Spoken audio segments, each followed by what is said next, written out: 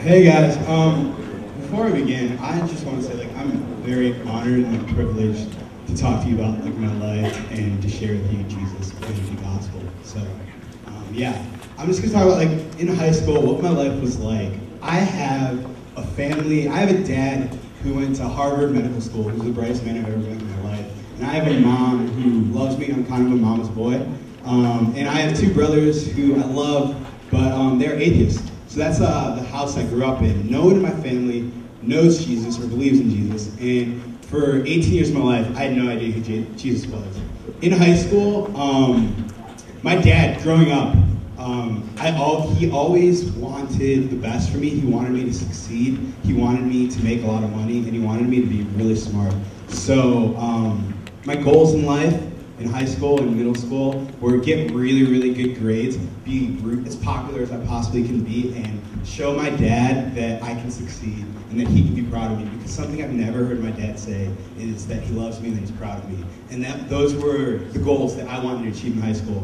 And when I would fail, when I wouldn't get an A in an exam or in class, my dad would just be so displeased with me.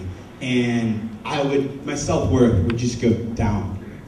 And I would find that self-worth in other things. I would go to friends. I'd want to be really popular, so friends would be proud of me. So they would like me, and my self-worth would go up. So I would start providing my friends with alcohol at parties. I would bring in a case of beer, and that's the way people would like me. And I would smoke weed, and that was another way to just communicate with people and try to be popular.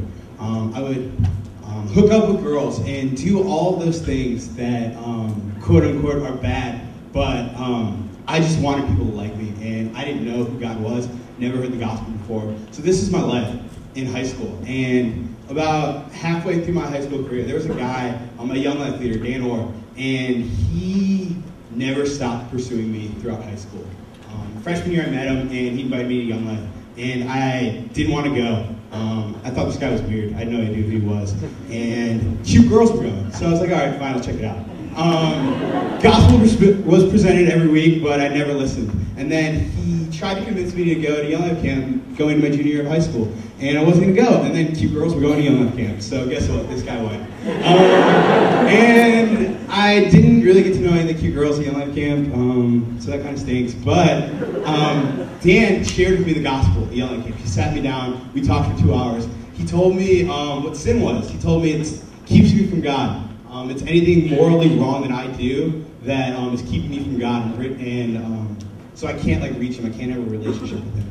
And I recognize in my life, okay, I can see that. I can see where I've sinned. So how do I get to God? And He's like, this guy, Jesus Christ, He died. He paid. It says in the Bible, for the wages of sin is death, and Jesus paid those wages. He died on the cross, so I can know God personally. And I had no idea really what was going on. I just felt a pull inside me that was like, you want this, accept this. So when you asked me, do I want that? I was like, yeah, I want that. We prayed together. And that's kind of where I accepted Christ in my life. But I went back home to a family of non-believers.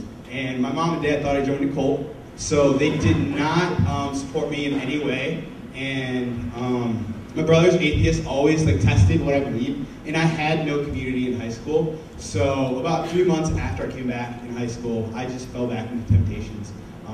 I knew who God was, I knew who this Jesus guy was, but I had no relationship because I didn't have community, I had no one spurring me on. So I come to Miami, kind of crazy God moment, just got in, came to Miami,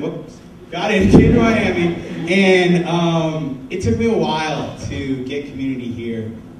I was just still not letting God. God was just pounding in my heart. He's like, you need this, you need to go to this. But I was still ignoring it. I was living for myself. And then at the end of freshman year, I met the dudes that I live with, and met some guys on staff, and Mark Oliver, and they just poured into my life and encouraged me.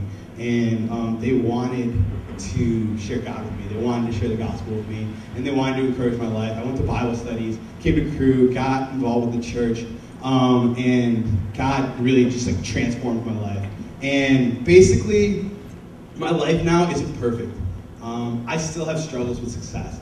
I still want to please my dad so badly. I want to go home one semester and get straight A's so he can say, son, I'm proud of you. And that has not happened. And although my dad hasn't told me that he loves me or that he's proud of me. And although I still struggle with that success and self-worth and I want people to like me, God looks at me every single day and he tells me, Chris, I am so proud of you. And Chris, I absolutely love you and I delight in you and I never stop chasing after you. And if you guys get any message tonight, it's that God will never stop chasing you and God absolutely loves you. And yeah, so that's my story. So now, Kevin Timmons and the Heartbreakers, we're going to come worship.